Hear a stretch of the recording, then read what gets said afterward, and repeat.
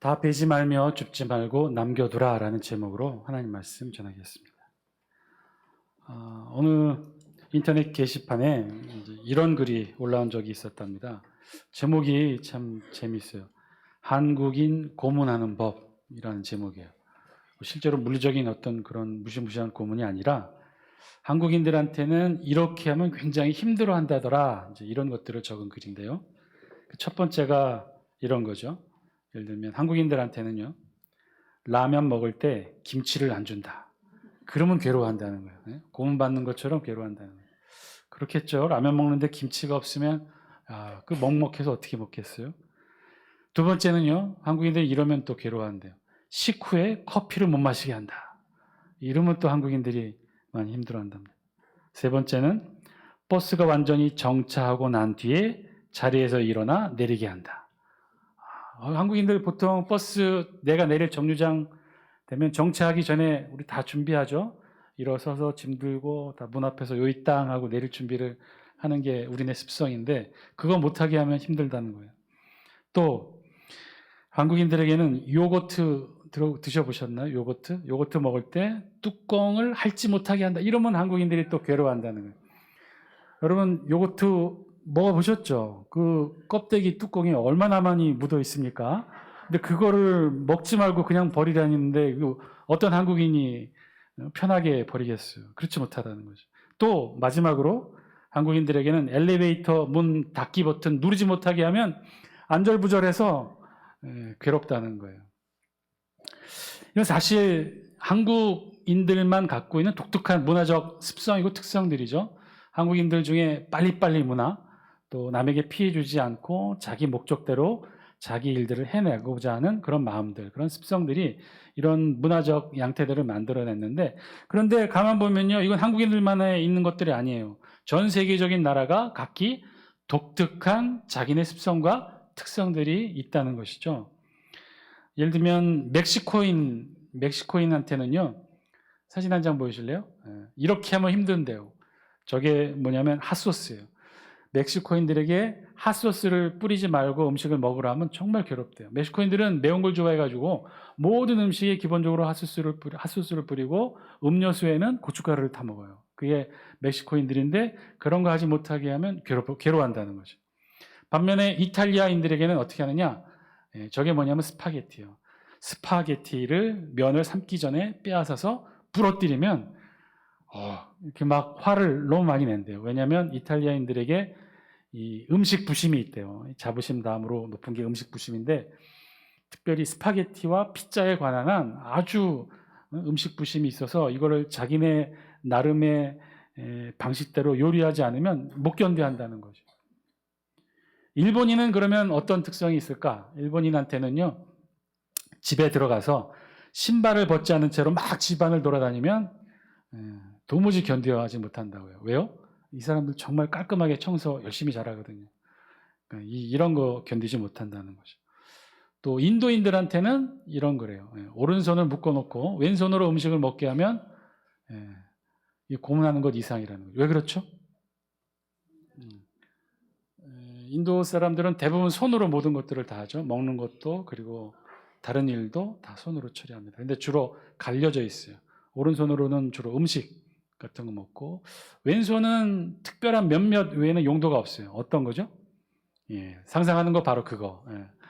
그 일을 하기 위한 용도로 따로 떼어놨기 때문에 왼손으로 음식을 먹는다, 이거 상상할 수 없고, 심지어 왼손으로 악시도하는 것도 상대를 모욕하는 행위라고 여겨진다고요.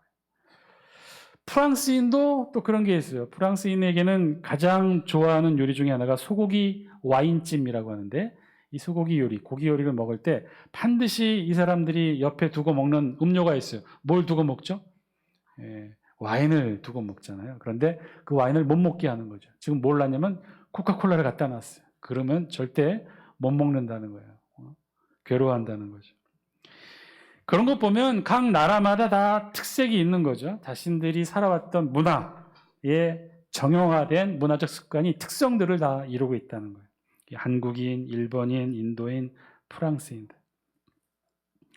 자, 그런 면에서 보면 오늘 우리 성경도, 우리가 계속해서 성경을 거시적 차원에서 구약과 신약 제사장 나라와 하나님 나라 관점에서 쭉 말씀을 살펴보고 있는데요. 하나님의 중요 관심사도 뭐라고 그랬어요? 구약뿐만 아니라 신약도 그렇고 하나님은 뭘 세우길 원하신 거예요? 나라를 세우길 원하셨어요. 그래서 구약에는 어떤 나라를 세우신 거예요? 이제는 좀 나와 주셔야 되는데. 구약에는 어떤 나라를 세우길 원하셨던 거예요? 제사장 나라. 신약에는 어떤 나라? 하나님 나라. 그리고 먼 후에 예수 그리스도께서 재림하시고 이 땅에 오시면 세우게 될 나라? 그걸 주의 나라. 주의 나라라고 했어요. 하나님도 지금 관심이 나라였어요. 그래서 구약 성경을 보면 제사장 나라를 세우셨단 말이에요. 자, 그러면 그 하나님이 세우신 제사장 나라에 맞는 거기에 정형화된 특성도 있겠죠. 제사장 나라만이 가지고 있는 특별한 성향이 있을 거예요. 그럼 그 성향이 무엇일까? 지금 우리는 신약 시대를 살고 있고요. 2000년 전 이 땅에 오신 예수 그리스도로부터 시작된 하나님 나라를 우린 지금 살아가고 있습니다. 구약에서는 하나님이 아브라함 한 사람을 통해 제사장 나라를 세우셨고, 신약에서는 예수 그리스도를 통해 하나님 나라를 세우셨어요. 그래서 지금 우리가 하나님 나라를 살고 있는데, 그 하나님 나라도 제사장 나라도 각각 독특한 특색과 자신들을 구별할 수 있는 어떤 구별함이 있겠죠. 근데 이거를 알기 위해서는 제사장 나라가 먼저 어떤 특색이 있는지를 잘 알아야 돼요. 그러면 하나님 나라가 왜 그렇게 시작되었는지, 왜 예수님이 산상보훈에서 그런 말씀을 하시면서 하나님 나라를 세우셨는지를 이해할 수 있기 때문에 그렇죠. 자, 그러면 하나님이 구약에 세우셨던 제사장 나라, 그 제사장 나라의 어떤 특색과 핵심은 무엇일까? 그것은요, 오히려 이 신약 성경에 나와 있는 선한 사마리아인의 비유 이야기를 통해 잘 알 수 있어요. 여러분, 선한 사마리아인의 비유, 그 이야기의 출발이 어떻게 된다고 했죠? 그 이야기의 출발은 누구의 질문으로부터 시작합니까? 어느 날 율법사가 예수님께 찾아와 질문을 하는 것으로 시작해요. 어느 날 율법사가 예수님을 찾아와 묻습니다. 뭐라고 물어요? 선생님, 내가 무엇을 하여야 영생을 얻겠습니까? 구원을 받아 영생을 얻는 방법이 무엇입니까? 그것도 다른 사람이 아닌, 이방인이 아닌 누가 물었다는 거예요? 율법사가 이렇게 물었다는 거예요. 여기에는 많은 의도와 숨은 어떤 내용들이 담겨 있지만 예수님은 그 질문을 받자 뭐라고 말씀하셨냐면 율법사에게 도로 되묻습니다. 뭐로 묻냐면 예수께서 이르시되 율법에 무엇이라 기록되었으며 내가 어떻게 읽느냐? 우리 예수님도 아셨던 거예요. 이 사람이 율법사고, 율법사는 서기관의 직분이에요. 서기관의 직분은 하루 종일 자기 일이 성경책, 그것도 모세오경을 읽고 해석하는 일이에요. 누구보다도 성경을 잘 읽었던 사람이니 잘 알겠죠. 구약 성경에서 어떻게 구원받고 영생받게 되는지 그 방법에 대해서 아니 예수님이 되물었던 거예요. 어떻게 배웠느냐? 네가 성경에서 어떻게 배웠고 어떻게 읽었느냐? 그랬더니만 주저없이 율법사가 바로 답변해요. 우리 다 함께 누가복음 10장 27절 말씀 영상을 통해 같이 함께 읽습니다. 시작. 대답하여 이르되 내 마음을 다하며 목숨을 다하며 힘을 다하며 뜻을 다하여 주 너의 하나님을 사랑하고 또한 내 이웃을 내 자신같이 사랑하라 하였나이다. 아멘. 우리가 잘 알고 있는 바로 이 말씀. 이거 한마디로 줄이면 어떻게 되죠? 간단하게 두 개 어구로 줄이면 하나님 사랑, 이웃 사랑. 우리가 영생 얻기 위해 구원 얻기 위한 방법은 어떻게 하면 되느냐? 하나님 사랑하고 그리고 이웃을 사랑하는 것. 예수님이 그 율법사의 답변을 듣고 이렇게 말씀하셔요. 내 대답이 옳도다. 이를 행하라. 그리하면 살리라. 성경을 누구보다도 잘 알고 있었던 율법사는요. 예수님의 질문에 조금의 망설임도 없이 답변을 했어요. 그리고 이어지는 이야기가 바로 예수님의 선한 사마리아인의 비유 이야기입니다. 그 내용은 어떻게 되죠? 어떤 사람이 강도를 만났어요. 거반 죽게 되었어요. 길에 쓰러져 있었어요. 그런데 이 강도 만난 사람을 세 사람이 지나칩니다. 제사장이 지나치고 레위인이 지나치고 사마리아인이 지나쳐요. 그런데 이 강도 만난 사람을 도왔던 사람이 누구예요? 누가 도왔어요? 오늘 대답 안 하기로 작정하셨어요? 제사장은 그냥 지나칩니다. 레위인도 그냥 지나쳤어요. 누가 도와줬느냐? 사마리아인이 돕습니다. 근데 돕는데 그냥 도운 것도 아니에요. 상처를 싸매고 잘 보살피는 정도가 아니라 자신이 타격했던 나귀의 그 사람을 싣고 제일 가까운 여관으로 가서 그 여관에게 부탁을 합니다. 여관 주인에게 여비를 주고 치료비를 줄 테니 잘 보살펴달라. 혹시 치료비가 더 들게 되거들랑 내가 갔다가 다시 돌아오는 길에 그 나머지도 정산해 주겠다. 아주 굉장히 과한 친절을 베풀어 줍니다. 자, 그러면 질문이 생겨요.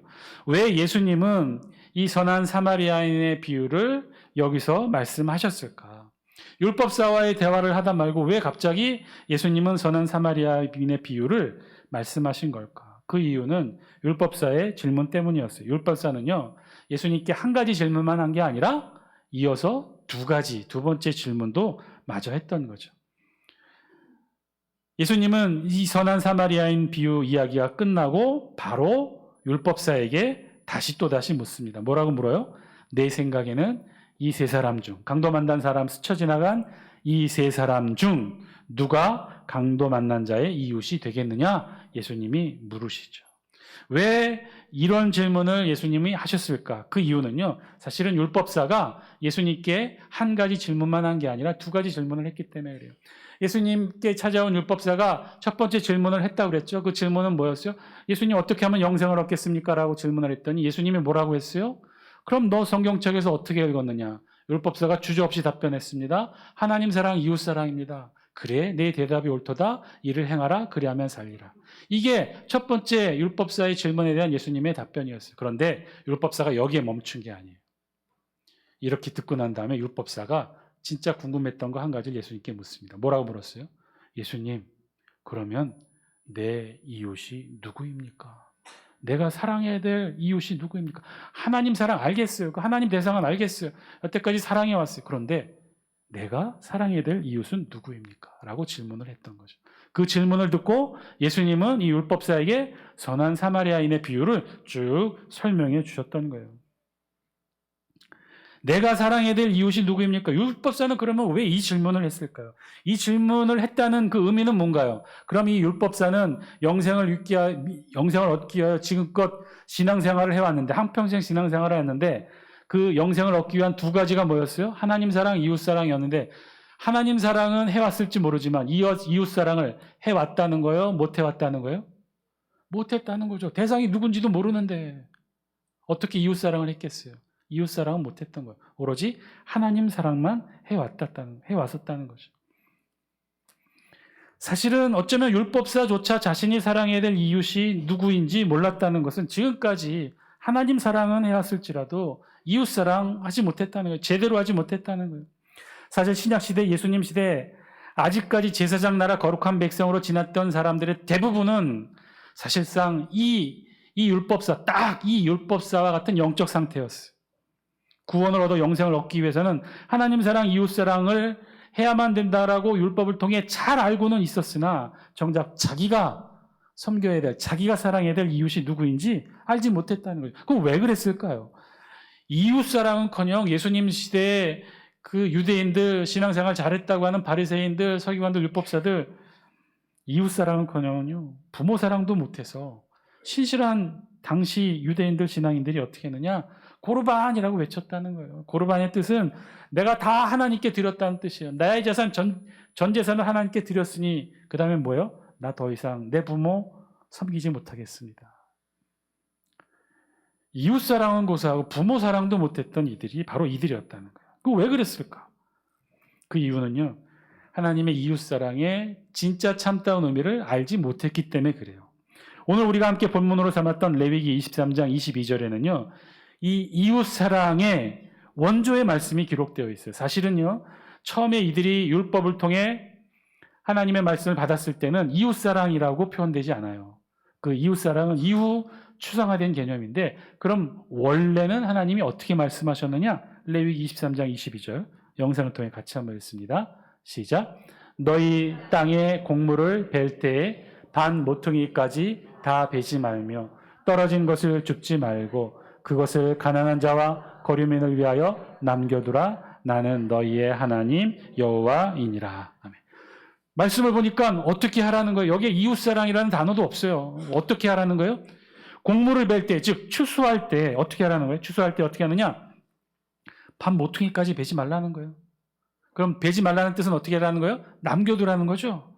심지어 추수하다가 걷다가 이 베어서 거둔 이 곡식 다발에 떨어진 나달과 곡식이 있다면 그것도 줍지 말라는 거예요. 다 베지 말고 줍지도 말고 그럼 어떻게 하라는 거예요? 그저 남겨두라는 거예요. 왜요? 그 땅에 누가 오게 될지 모르지만 혹 오게 될 가난한 자와 거류민을 위하여 그들의 몫으로 남겨두라. 사실은 이 하나님의 율법의 명령은요, 굉장히 특이하고 특별한 명령이기도 해요. 오늘날 이 시대, 우리의 시대를 살아가고 있는 우리에게서는 사실 굉장히 이해하고 받아들이기 어려운 말씀이기도 합니다. 이 말씀의 핵심이 뭔가요? 가난한 자와 거류민을 위하여 남겨두라. 즉 그들이 죽고 스스로 생계를 이어갈 수 있도록, 그들이 굶지 않고 먹을 수 있도록 사실은 나누고 베풀라는 명령이죠. 그래서 나중에 추상화된 개념이 이웃사랑하라는 거예요. 그들에게 나누라는 개념이죠. 근데 지금 우리는 어떤 방식으로 이 나눔을 베풀고 있습니까? 우리는 사실 결과적으로 내용은 똑같다 하더라도 방식은 달라요. 어떻게 달라요? 우리는 어떻게 합니까? 열심히 일해요. 정말 최선을 다해 일해요. 어느 정도로 열심히 일해요? 밥 모퉁이까지 다 베요. 다 추수하고 떨어진 나달까지 주어요. 한 번 주는 게 아니라 2번 줍고 3번 주어요. 그뿐인가요? 종자도 개량하고 비료도 뿌리고 할 수 있는 방법은 다 동원해요. 사과 쪼아 먹는 새 쫓기 위해 우리가 얼마나 많은 노력들을 합니까? 대포도 쏘고 허수아비도 달고. 지금 자본주의 시대를 살아가고 있는 우리의 경제관념으로서는 우리는 최선을 다해야 되는 거예요. 정말 열심히 수확량을 최고로 해서 열심히 걷어들여요. 많이 걷어들여요. 그래서 필요 이상 남는 걸 어떻게 해요? 헌금하고 11조하고 또 구제하고 나누고 베풉니다. 이게 우리의 이웃사랑의 방식인 거죠. 더 열심히 추수하고 최선을 다해 추수하고 모퉁이까지 다 수확하고 비료 뿌리고 대포도 쏘아서 새도 나 쫓아내고 해서 최고의 수확을 거두어서 그리고 남는 것으로 우리가 사랑하고 베풀어요. 이게 우리의 방식이에요. 그런데 구약에 하나님이 세우신 제사장 나라의 이웃사랑의 방식은 그거와는 달랐다는 거예요. 전혀 달랐다는 거예요. 어떻게 해요? 다 베지 말고 다 줍지 말고 그저 남겨두라는 거예요. 어떻게 얘기하면요, 열심히 추수하지 말라는 것이죠. 최고의 수익을 남기기 위해 아둥바둥하지 말라는 거예요. 남겨두라. 이 제사장 나라의 율법을 그대로 따르고 지켰던 한 인물이 있어요. 그게 우리가 2번째 읽었던 룻기에 나오는 인물이에요. 그 이름이 뭐예요? 보아스. 우리 다 함께 룻기 2장 15절 16절 영상을 통해 함께 읽겠습니다. 같이 읽습니다. 시작. 룻이 이삭을 주우러 일어날 때 보아스가 자기 소년들에게 명령하여 이르되 그에게 곡식단 사이에서 줍게 하고 책망하지 말며 또 그를 위하여 곡식 다발에서 조금씩 뽑아버려서 그에게 줍게 하고 꾸짖지 말라 하니라. 아멘. 이 보아스는요, 추수 때가 다다랐어요. 자기 밭을 추수하는 일꾼들을 불러다 모아놓고 어느 날 아주 특별한 명령을 합니다. 그 명령은 뭐였냐면요, 열심히 일하지 말라는 거예요. 모퉁이까지 베지 말라는 거예요. 떨어진 거 줍지 말라는 거예요. 심지어 걷어들인 곡식단에서 조금씩 남이 한 번으로 뽑아서 땅에 버리라는. 보아스가 왜 이런 명령을 했을까요? 만약에 당시에 이 율법이, 하나님 말씀이 보편화되어서 당시 모든 유대인들이 이 율법을 지켰다면 보아스가 굳이 일꾼들에게 이렇게 특별한 명령을 내리진 않았을 거예요. 당시 보아스가 살던 시대는 사사시대였고, 사사시대는 하나님의 말씀이 제대로 지켜지지 않았던 시대예요. 사사기 마지막에 그래서 뭐라고 사사시대를 정의하며 우리 성경에 기록하냐면 각자의 소견에 옳은 대로 행하였더라. 사사시대의 특징은 그랬어요. 하나님의 말씀대로 산 게 아니라 각자의 소견에 옳은 대로 살았던 시대가 사사시대였어요. 바로 그 시대가 바로 룻기, 보아스가 살던 시대였던 거죠. 그래서 사실 그 지역에 있었던 사람들은요, 율법에 충실하게 다 베지 않고 다 줍지 않고 남겨두던 삶을 살지 않았던 거죠. 그래서 보아스는요, 자기가 살던 마을 베들레헴, 예루살렘에서 한참 떨어진 작은 시골 마을 베들레헴, 이곳에 남편을 잃고 고향을 찾아온 두 과부 나오미와 그 룻을 위하여 특별히 자신들의 일꾼들에게 이 율법의 말씀대로 그렇게 행하라고 명령을 내렸던 거죠. 그 두 사람을 보니 자기가 도와줘야 될 이웃임을 깨닫고 이 두 사람이 나름대로 생계를 유지하며 살아갈 수 있도록 특별히 자신의 밭에 일하는 일꾼들에게 특별한 명령을 내렸던 거예요. 오직 이 베들레헴 마을 안에 보아스만이 그런 명령을 내렸던 거죠. 하나님께서 만드신 제사장 나라의 핵심은요, 그래서 하나님 사랑과 이웃을 사랑해야 되는 사실 누구보다도 이 보아스도 잘 알았어요. 그래서 자기 밭에 곡물을 남겨두라고 명령했던 거예요. 그래서 그 두 과부가 생계를 잘 이어갈 수 있도록 보아스는 자신이 배운 율법의 말씀 그대로 실천합니다. 그들을 위해 자신의 밭에 곡식을 남겨두게 했던 거죠. 어떻게 해요? 다 베지 말고, 다 줍지 말고, 심지어 손에 든 곡식단에서 안 보이게 조금씩 빼서 흘리라고, 그렇게 땅에 두라고, 남겨두라고 명령을 합니다. 사랑하는 장숙회 성도 여러분, 오늘 말씀을 통해 우리에게 주신 하나님의 음성, 저와 여러분들이 들을 수 있게 되기를 바랍니다. 하나님이 만드셨던 제사장 나라가 그런 나라였다는 거예요. 하나님이 구약을 통해 이루고자 하셨던 제사장 나라, 거룩한 백성들의 품격 있는 삶이 바로 그런 삶이었다는 거예요. 이웃사랑, 신약시대 예수님께 따지듯이 질문했던 율법사처럼 내가 사랑해야 될 이웃이 누구냐고 묻지 않았다는 거예요. 제사장 나라 거룩한 백성들은요, 내가 사랑해야 될 이웃이 누군가를 묻지 않고 그저 내 밭에, 내 몫의 일부를 남겨두었던 거예요. 그 남겨둔 것을 누가 와서 먹든지 간에 그 이웃에 대해 고려하지 않고 그저 남겨두었다는 거예요. 다 베지 않고, 다 줍지 않고, 오히려 슬슬 빼놓아 남겨두었다는 거예요. 하나님 나라를 하나님께서 만드셨던 제사장 나라, 거룩한 백성들이 그런 삶이었다는 것이죠. 그것은 가난한 이들을 위해 밭에 곡식을 남겨두라는 방식으로 이웃을 사랑하는 그런 나라였다는 거예요.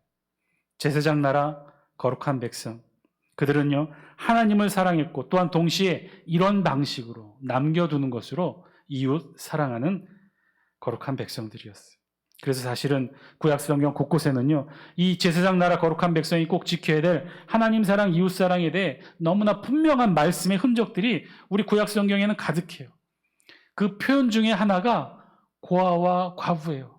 나중에 레위기 이후에 보면요 다 고아와 과부에 대한 표현들이 우리 성경 곳곳에 있어요. 우리 신명기 14장 29절 영상을 통해 같이 한번 읽어볼까요? 시작. 너희 중에 분깃이나 기업이 없는 레위인과 내 성중에 거류하는 객과 및 고아와 과부들이 와서 먹고 배부르게 하라. 그리하면 내 하나님 여호와께서 내 손으로 하는 범사에 내게 복을 주시리라. 24장 19절입니다. 같이 읽습니다. 내가 밭에서 곡식을 벨 때 그 한 뭇을 밭에 잃어버렸거든 다시 가서 가져오지 말고 나그네와 고아와 과부를 위하여 남겨두라. 그리하면 내 하나님 여호와께서 내 손으로 하는 모든 일에 복을 내리시리라. 아멘.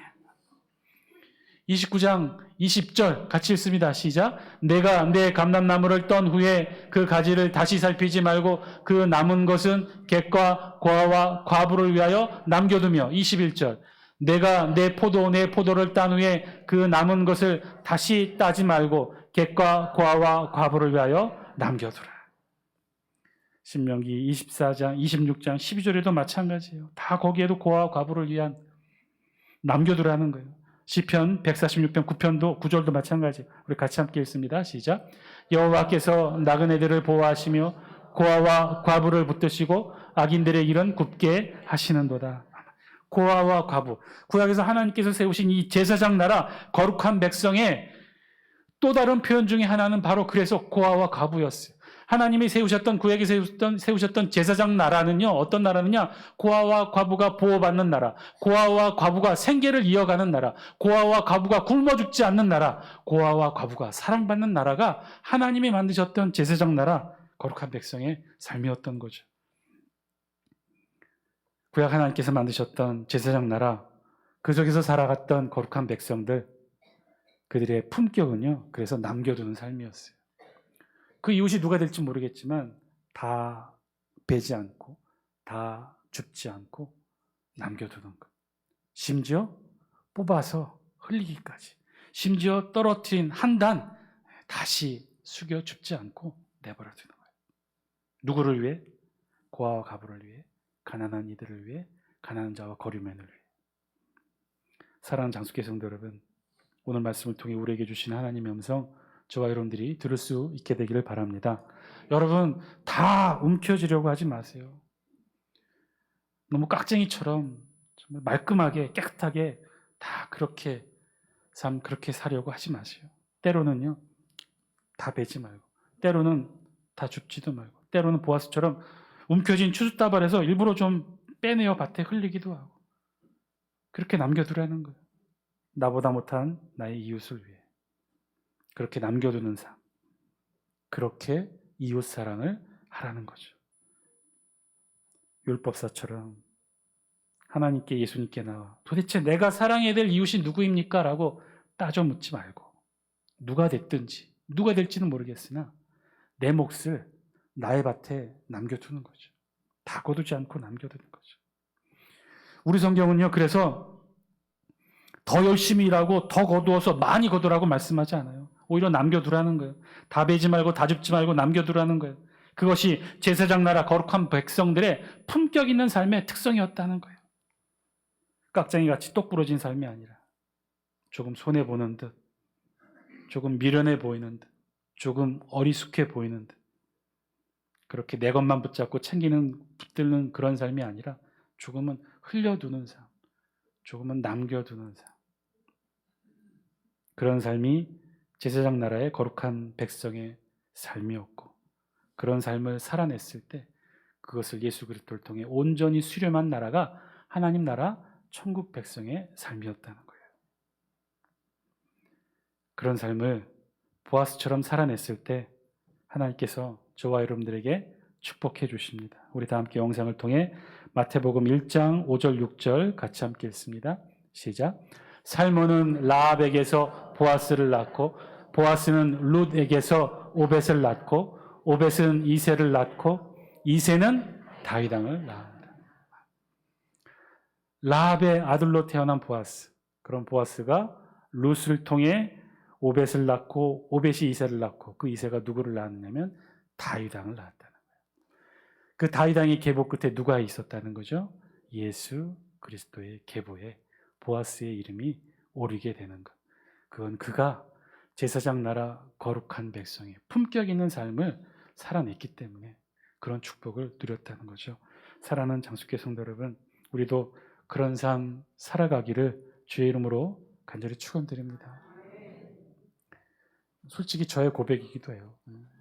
제가 그렇게 살지 못해서 얼마나 힘들고 안타깝고 어려울 수도 있다는 거 저 자신이 잘 알기 때문에 고백처럼 여러분들에게 말씀드립니다. 너무 악착같이 움켜쥐지 마세요. 그건 하나님이 꿈꾸고 세우고자 하셨던 제사장 나라의 거룩한 백성이 맞는 삶의 모습이 아니라는 거죠. 율법사처럼 도대체 내 이웃이 누굽니까? 라고 따져 묻지도 마세요. 누가 됐던 누가 될지도 모르겠으나 그저 남겨두라는 거예요. 내 몫에, 내 밭에 남겨두라는 거예요. 누군가 와서 먹다, 짐승이 와서 먹다, 누군가 와서 먹다.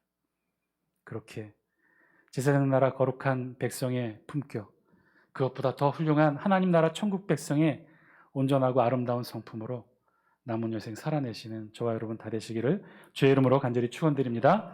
기도드리겠습니다.